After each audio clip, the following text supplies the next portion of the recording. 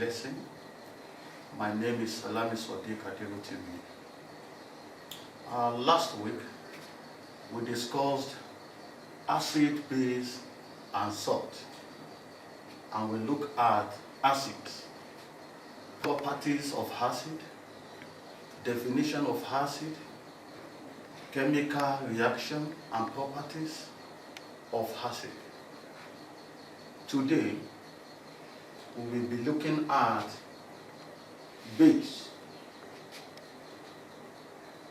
classification of base, physical properties, and chemical properties. What is a base? A base is a substance which, when dissolved in water, produces hydroxide ion as the only negative ion. A base is a substance that produces hydroxide ion as the only negative ion when dissolved in water. Now, look, for example, sodium hydroxide, NaOH, potassium hydroxide, KOH. Why is it a base? Because its ionization produces hydroxide ion. Also, for potassium hydroxide, its ionization produced hydroxide ion OH-. So, any substance that, when dissolved in water, produces hydroxide ion, that compound is a base. And we have classification of bases. Now, before I move to classification of bases, I would like to differentiate between a base and alkali. Now, not all bases are soluble in water. So, the part of a base that is soluble in water is known as alkali. And that's why, if you see the board here, a soluble hydroxide is known as an alkali, soluble hydroxide. So, many basic hydroxide, for example, copper hydroxide and aluminum hydroxide, are insoluble in water. So, the hydroxide that are insoluble in water is a base. The ones that are soluble in water, they are called alkali. So, alkali are soluble hydroxide. Now, let's move to classification of bases. Bases are classified based on their ionization in water. And the first one, we have a strong base. And the second is weak base. What is a strong base? A strong base are alkali that ionizes completely in aqueous solutions. So, complete ionization is a characteristic of a strong base. All strong base ionizes completely in water. Now, for example, let's look at the dissociation of calcium hydroxide.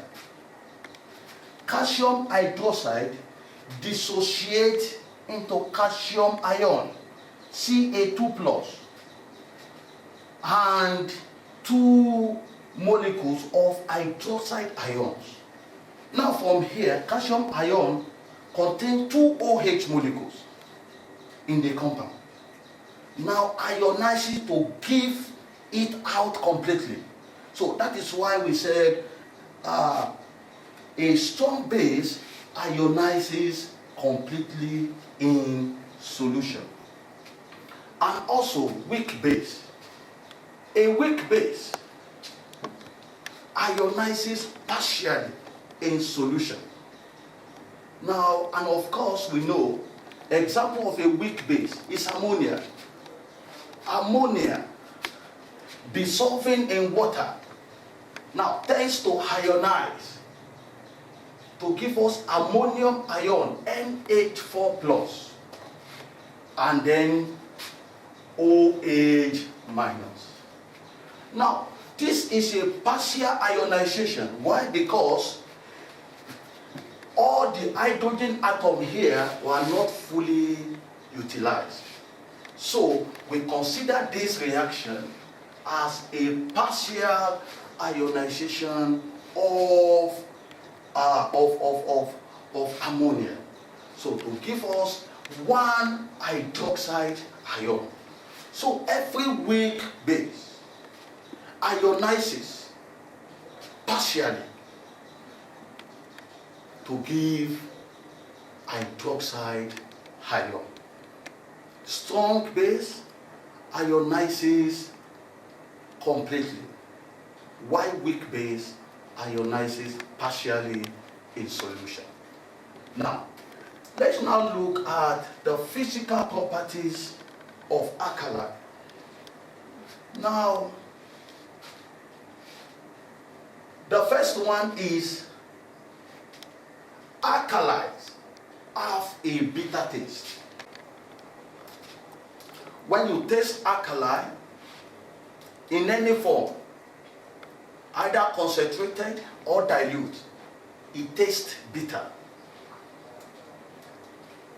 And the second point is alkalis are soapy to touch. For example, when you lay hold on sodium hydroxide, potassium hydroxide, because they are deliquescents, so they melt in your hand and you will feel it soapy to touch. And then let me demonstrate the third one. Alkalis turn red litmus paper blue. I have this is a red litmus paper.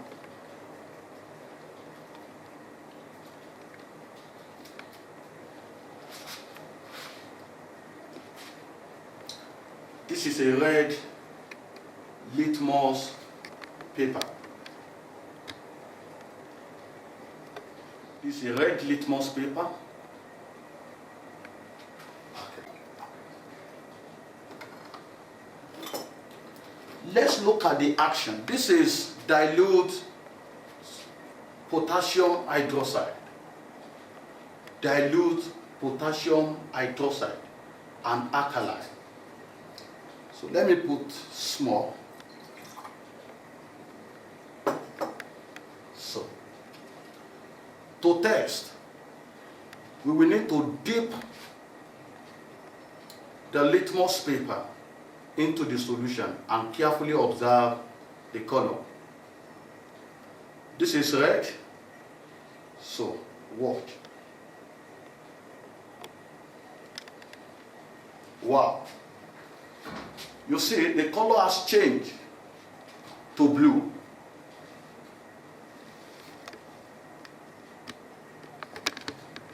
Can you see it? The red color has just changed to blue in basic solution. So that is why we said all alkalis turn red litmus paper blue. And then the fourth point is that concentrated forms of alkali or base are corrosive. The concentrated form are corrosive. They can burn your skin. Now, let's look at chemical properties of bases. When we are talking about chemical properties, we are talking about possible reactions of alkalis or bases. And the first reaction with acid. This is a popular reaction. All bases, all alkalis react with acid to form salt and water only. So the reaction is known as neutralization reaction. So by definition, neutralization is a process in which an acid reacts completely with an appropriate amount of alkali to produce a salt and water only. Now,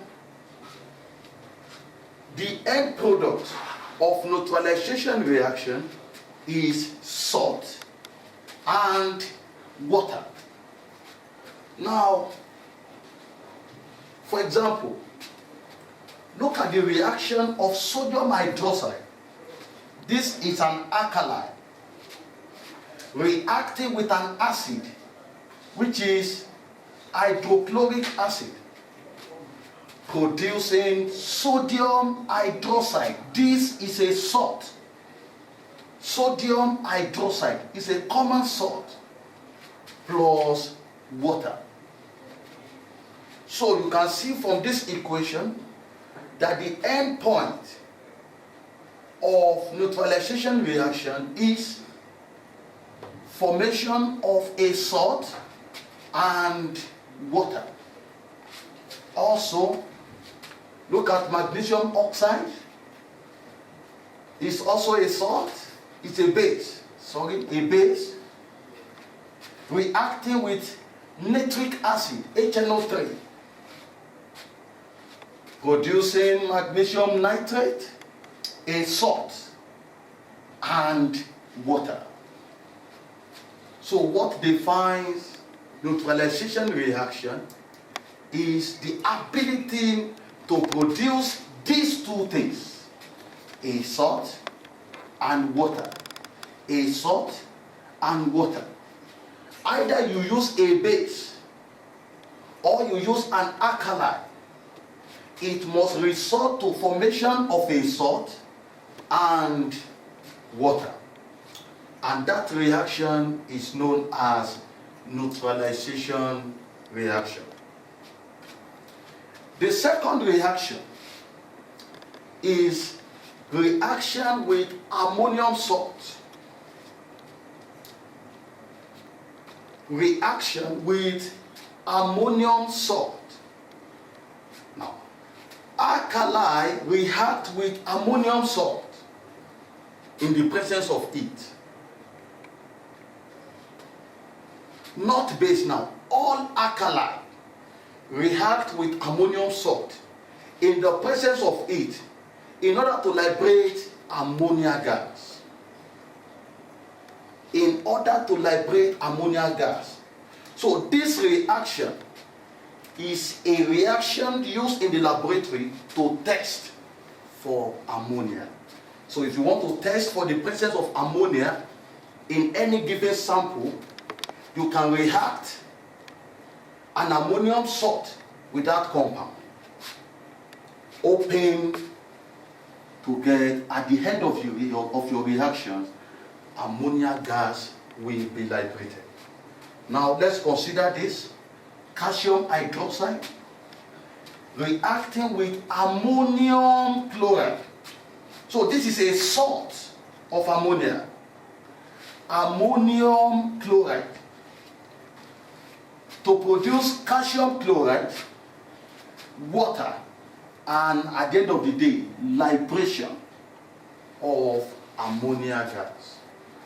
So this reaction is used to test for the presence of ammonia in the laboratory. So I have an activity for you.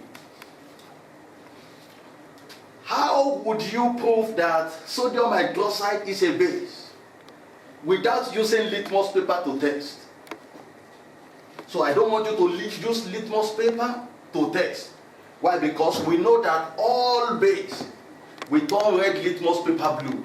So without using litmus paper to test, explain explain the fact that sodium hydroxide is a base, and give relevant chemical equation for your explanation. We have come to the end of the lesson. See you next time.